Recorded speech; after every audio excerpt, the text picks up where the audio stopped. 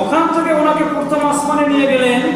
প্রথম আসমানে আমাদের নবীর সঙ্গে বাবা আদম আলাইহিস সালামের দেখা হলো।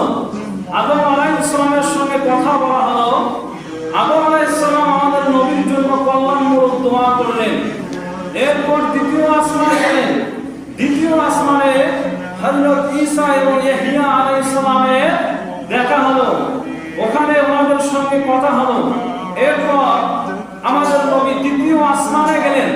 তৃতীয় আসমানে যাওয়ার পর হযরত ইউসুফ আলাইহিস সালামের সঙ্গে দেখা হলো। ইউসুফ আলাইহিস সালামের সঙ্গে কথা হলো। এরপর চতুর্থ আসমানে গেলেন।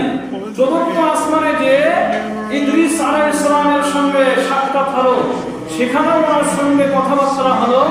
এরপর উনি পঞ্চম আসমানে গেলেন।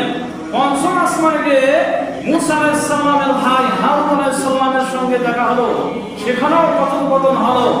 এরপর ষষ্ঠম আসমানে গিয়ে হযরত মুসা আলাইহিস সালামের সঙ্গে দেখা হলো। ষষ্ঠম আসমানে মুসা আলাইহিস সালামের সঙ্গে কথাবার্তা হলো। এরপর আমাদের নবী প্রিয় নবী মুহাম্মদ সাল্লাল্লাহু আলাইহি সাল্লাম সপ্তম আসমানে গেলেন।